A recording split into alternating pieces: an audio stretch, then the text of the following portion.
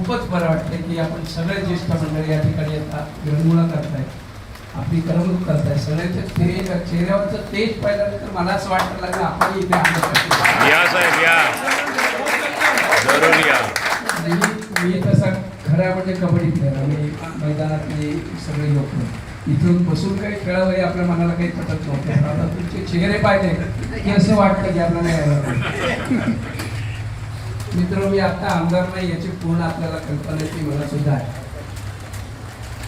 दादर मध्ये असा एक भाग नसेल, असा एक चौक नसेल, अशी बिल्डिंग नसेल तर जे बिल्डिंगमध्ये आपण कामं करतो आणि कामं केल्यानंतर सुद्धा पराजय मिळतो, हे माझा पहिला अनुभव आहे. आम्हाला पण वाईट वाटलं. काम न करणारे जिंकून येतात आणि ते फक्त जातीपातीवरती येतात. एका वॉर्डामध्ये मला 18,000 मी मागे राहिलो. वॉर्ड क्रमांक 190 आणि जो भाग आहे अर्थात तो समाज सगळं तुम्हाला माहिती आहे. ती सगळी मतं आपल्या विरुद्ध गेले. 18,000 मताधिक्य तिकडे मिळालं आणि नंतर आपण सगळे सुशिक्षित, काही बाळासाहेबांना मानणारी, काही उद्धव साहेबांनी मानणारी, काही राजसाहेबांना मानणारी, काही कामाला मानणारी, असे सगळे माणसं होती. ती मतं थोडीशी विभागली गेली आणि साधारण 1000 मतांनी आपण मागे राहिलो. पण मला कधीच आपण पराभूत झालं असं वाटलं नाही, कारण आपलं जे प्रेम आहे ते प्रेम सतत मिळत राहिलं आणि ते मला आपली जी आजची इच्छा आहे की आपल्याला आणखीन याच्यामध्ये काही वाढ झाली पाहिजे. मला असं वाटतं जर मागची जागा मोकळी झाली तर मोकळी झाली म्हणजे पंप होते पूर्वी, ते चालत नाही झालं, काढून टाकू, जागा अजून वाढवू. या जागेला सुद्धा परवानगी नव्हती. आपल्याला माहिती आहे, एखादं स्ट्रक्चर उभं करायचं असेल तर त्याला परवानगी लागते, परवानगी नव्हती. पण नंतर आयुक्त लेवलला आपण ती परवानगी घेऊन हे झालेलं आहे, तिचंही होईल.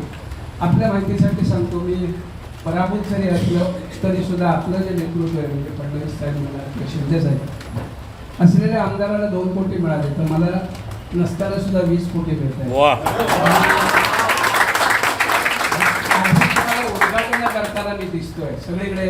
अर्थात समाधान म्हणजे माझा मुलगा आहे, हे लोक आणि शाखा प्रमुख आमचे, ही लोक जाऊन कामांची उद्घाटन करतात. कारण आपला पिंड आहे हा काम करण्याचा पिंड आहे. राजकारण करून आम्हाला कोणीतरी मानावं किंवा आपल्याला मतदान करावं अशी काही अपेक्षा नसते.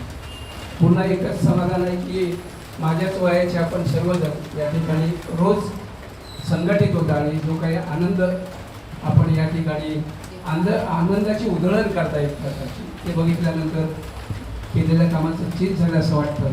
आपण पाहिलं असेल तर इथून बऱ्याच ठिकाणी आम्ही असे ज्येष्ठ नागरिक कट्टे बनवतो. काही ठिकाणी म्हणजे जर प्रभादेवीला गेला ते रिलायन्स मॉलच्या समोर ज्येष्ठ नागरिक कट्ट्यामध्ये आम्ही TV वगैरे लावतो आणि ते काळाची गरज आहे. तिथली जी घरं आहेत, शिवाजी पार्क आणि प्रभादेवी याच्यामध्ये फरक आहे. तिथली घरं 10 बाय 10चं घर आहे, मुलाचं लग्न झालं आहे, वडिलांना कुठे जायची ही चिंता आहे, तो बिचारा जाऊन कुठला तरी त्या जे काही ज्येष्ठ नागरिक कट्टे आपण बनवलेले आहेत कट्ट्यावर बसतात आणि आपल्यासारखाच तेही आनंद घेतात. असं वाटतं हे खूप मोठं काम आहे आणि त्या कामासाठी स्फूर्ती मला असं वाटतं याच्यातून मिळते. आपण सर्वजण या ठिकाणी उपस्थित राहिला. जे काय आम्ही छोटं केलं त्याच्यासाठी मला असं वाटत नाही का एवढं मोठं काम आपण केलं की ज्याचं आपण गुणगौरव करावा, पण तरीसुद्धा आपण मोठं मन दाखवून जो आमचं स्वागत केलं त्याबद्दल मी मनापासून आभार व्यक्त करतो. आणि सगळ्यांना सिद्धिविनायकांचा, मी आता सिद्धिविनायकाचा अध्यक्ष आहे, सिद्धिविनायकाकडे प्रार्थना करतोय की आपल्या सगळ्यांचं आयुष्य हे 100-125 वर्षापर्यंत हो आणि आपला पुन्हा एकदा आपल्या सगळ्यांचा आभार, झालं ना. तुझ्याबद्दल बोलू काय? धन्यवाद. आता माझे कार्यक्रम जेवण राष्ट्रगीत मुख्य कार्यक्रम आणि मग जेवण. कार्यक्रम आहे.